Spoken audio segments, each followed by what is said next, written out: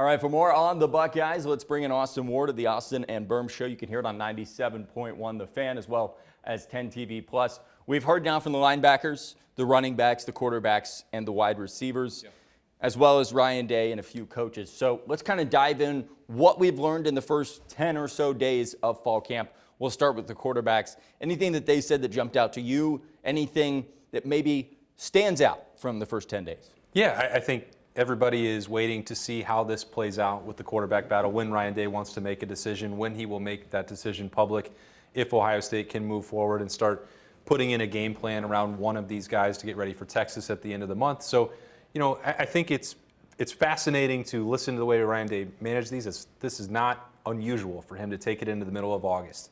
I don't know that it's any different than what we anticipated, that it's more likely than not that Julian Sayen's passing ability would set him apart. Lincoln Kienholz, with his athleticism, has made this more of a competitive battle than I think maybe was anticipated in March or April or even going into August. I don't think that means that the pecking order is definitely going to change. The Big Ten Network crew was in town on Thursday, and they left, and it was great to have, I think, a fresh set of eyes saying, well, you can see really great things with the passing ability of Julian Sayen, and then Lincoln Kienholz can add another element to the run game. I think that's the part that's maybe in the back of Ryan Day's mind. Will Howard was so effective with the size and some of his athleticism in running the football. And it's not to say that Julian Sayen can't do that, but I think Ohio State wants to maintain some element of that if they can. Now, they can certainly build an offense that highlights Julian Sayen's strengths, and they can do the same with Lincoln Kienholz if they wanted to. I think the general consensus remains that Julian Sayen would be that guy. But this, going through the weekend, getting through the first scrimmage, showing what you can do in not just one period of team drills, but a full day of scrimmage activity and moving up and down the field and developing a rhythm and showing if you can learn from mistakes. I think that will be important, because once you get into the middle of August, that tends to be that time, if history is our guide, where Ryan Day would say, now we're starting to see some separation. I think there's only been one example in now the 7th year of covering Ryan Day that I can remember where that didn't occur after that first scrimmage, and we know how that transpired 2 years ago and dragged into the middle of that season. I will say, if I'm circling a day, and obviously this is not, nothing's confirmed, but August 18th, August 18th, I think we will know an Ohio State quarterback. I think they will have a lot wrapped up. Ryan is scheduled to speak on that day. Brian Hartline as well. I think that's a good day to come out and say this is our guy. I will be very surprised. I don't know if concerned is the word, but definitely surprised if they don't announce one that day. Because at that point, you're within 2 weeks of playing Texas. Yes, exactly. So then my question to you is, are we getting to that point, maybe take that August 18th day, is that a point where it's time to say, okay, we need to turn the leaf over from who's taking what role to establish those roles, not just a quarterback, but across the board, and start to figure out what this is going to look like? Yeah, I almost feel like, Adam, that will occur more quickly at the other positions. It is cliche at this point to say, well, that's the most important position on the field. Playing quarterback is different than the others. Well, that became a cliche because it is so true. I think you'll be able to look at that first scrimmage and have a lot of clarity across the rest of the roster, across the rest of the lineup, across the two deep of how Ohio State's going to line up against Texas. And then that last piece is the one that you want to fit into the puzzle. It's the biggest one. It's the most critical one. And if there's not, a plan in place by the 18th, that's really when Ohio State wants to be ramping up with a game plan, executing fine-tuning, narrowing the focus to Texas. You want the quarterback to be able to do that. And if it doesn't happen by that point, then we can say, well, goodness, this is either way more competitive than anyone anticipated, or option B, this is a bit more problematic than anybody thought it was going to be. And I think that's the less likely of the two, considering the recruiting pedigree, the arm talent of Julian Sayen, and if they go another direction, the athleticism that you would build around with Lincoln Kienholz. I do think it's that easy. You asked, what the quarterbacks said. I think even when you listen to them, I think that was Tuesday, Julian Sayen knows that it's coming down to command of the huddle, the voice in the locker room, vocal leadership. Those are the next things that he has to add. Arm talent, he can hit every part of the field. For Lincoln Kienholz, he's an Iron Buckeye. He set the tone in the weight room. He's been a leader already for Ohio State. Well, it's can you make the routine plays routinely, to borrow one of Ryan Day's favorite expressions about quarterback play. And that, to him, I think, does go back to the arm. So they both have different things that they're working on, and that means that there are different things Ohio State is evaluating. All right, let's go to the running back position. I think it's so interesting. For so long, everyone just assumed this was going to be James Peoples as the bell cow just running this offense.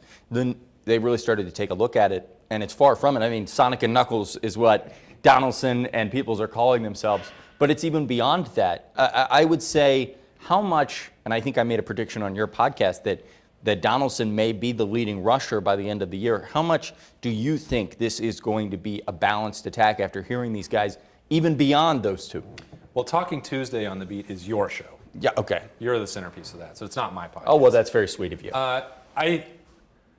I've gone back and forth on this because who's going to lead? Who's going to be the secondary piece?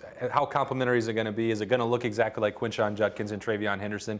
This is a better position battle, and it's maybe the best one that we're not really talking about. And part of the reason for that is you can have two winners, and there probably will be two winners, and maybe even a third just for good measure with Bo Jackson.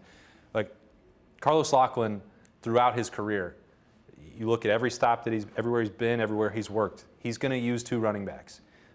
And if he can find a room for three, he'll do that as well. I do think that C.J. Donaldson brings more to Ohio State than was anticipated. I can speak for myself. I'm watching the film of West Virginia when he chooses Ohio State out of the transfer portal. I'm trying to find, well, what is it that Carlos Loughlin likes here? What is Ryan Day like? What is Mark Pantoni like? And I asked Carlos Loughlin about that on Friday. It's like, are you trying to project, well, maybe if we change his body that these things can happen? I don't think that was even their plan or their goal, that they knew if you took 25 pounds off, well, guess what? This guy would be an electrifying back with more speed than you imagined. But he's a proven power four back, not to the level of a Quinshon Judkins, but 800 yards in a couple different seasons at West Virginia is nothing to sneeze at. That's also an offense that doesn't have the same firepower or weapons arrayed around him at Ohio State. So I really think that we have not probably talked enough about the impact that C.J. Donaldson can have, because we also have a full year head start of talking about what James Peoples can do. It's a very good point. And you talk about Bo Jackson, there's a lot of excitement there. I still think back to one of the first conversations that I had with Carlos Loughlin about C.J. Donaldson, and I said, what is this guy's role when he initially got here? Is he going to be that pass-catching back for you guys? He's like, no, he's a running back. Like, I don't know what to tell you. Like, he's going to be in there just as much as Peoples working the exact same. It's very surprising, but I think that he could be one of the sleepers on this team moving forward. All right. Let's finish with the wide receivers, and then we'll jump to the linebackers. The wide receivers we got to hear from last week. They're good, Adam. They're good, and that feels like all we can really say. I mean, I don't know how much more. This is going to sound wrong, but I almost have Jeremiah Smith fatigue because I'm out of ways to say he's amazing. Like, it's gotten to the point where, like, somebody asked me about Jeremiah Smith, and I'm like, yes. Like, I need to show people more highlights. We need to get to the season so I can just, here you go. I was going to get you a thesaurus for Christmas, but I'll get it to you before the season starts. That's exactly what we need, because I've run out of ways to say he is generational. He's one of one. He's going to be awesome. Yeah. I think sometimes that means that Cornell Tate doesn't get maybe the spotlight that he deserves, because you look at some of the mock drafts and talent evaluators and scouts and general managers, the feedback on Cornell Tate is like, well, here's another one. You see Emeka Ibuka already turning a ton of heads at the NFL level in training camp. Cornell Tate, a year from now, I think will be doing the exact same thing. Now we get to appreciate him for one more year. And, that trio at the top, this may be the part that I'm most interested in, Adam. We went into camp. We had some questions on Talking Tuesday. It's like, how is Brian Hartline going to manage this? What does Jeremiah Smith do if he's getting double coverage and triple coverage? And how does he adjust? Well, that opens up opportunities for Brandon Ennis and Cornell Tate. Well, is Ohio State in a spot where you have Bryson Rogers, you have Mylan Graham, you have Quincy Porter, a next wave, you can see them out there. How much do you play them? Do you get back to 5-6 years ago where Ohio State was rolling through 6 wide receivers? Or are those other 3 so entrenched and so good that you don't have a ton of other snaps to go around? I know in the middle of the season there will be opportunities for those guys to play. Against Texas, is that just going to be it? You're going to lean on those 3 guys? Because there would be nothing wrong with that. They're very, very good. But over the course of 16 games, you're probably going to need to supplement that more. So that then puts the spotlight on not the superstars, but if Bryson Rogers can elevate, if Mylan Graham, coming off of I love watching him practice, if he can carry that over into games in a way that he didn't get the opportunity to do that last year. And then it's, a true freshman with a black stripe off already. What can Quincy Porter do right away? Or is he in line for, a waiting period like Mylan Graham a year ago? That's to me where the real intrigue is, because as you said, at the top, you already know what those guys can do. And I think that's really interesting, and probably where I varied the most in fall camp is that if you would ask me after spring ball, I probably would have said, well, I think they're really going to play all 6 of these guys, maybe 5 of these guys, and try to work them in. I would bet that we're going to see a more routine approach to this with 3 guys constantly up there and then substituting on the off chance that they need it. I think they'll try to work Mylan in there, but I definitely think it feels like there is a separation. It feels like it is Carnell, Jeremiah, and Ennis, and then there's a rung where they're really good. They're just not going to get nearly the same amount of reps. Yeah, and part of that as well is going to be how much you're going to use Max Clare, because we talked to Jake Butt after he watched practice on Thursday, former Mackey Award winner. He knows the tight end position. He's saying, well, Max Clare is just a wide receiver in a tight end's body. So you add that into it, because it's not just a Mylan Graham and Bryson Rogers competing for a role against those 3 pure wide receivers. It's also, you have Max Clare, Jelani Thurman, Will Kazmarek, Bennett Christian that are also going to be involved in the passing game. And to go back to the running backs, the same will be true.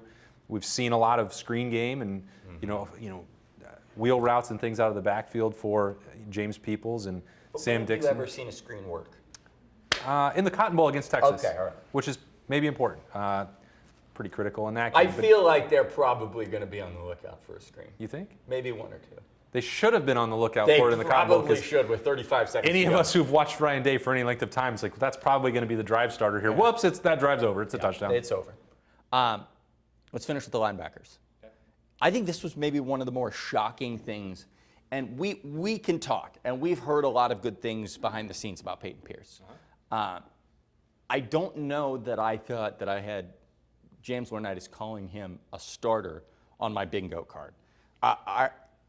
That is some very high praise for a guy that I thought it would be. We both thought it's 1A, 1B with Arvell and Sonny.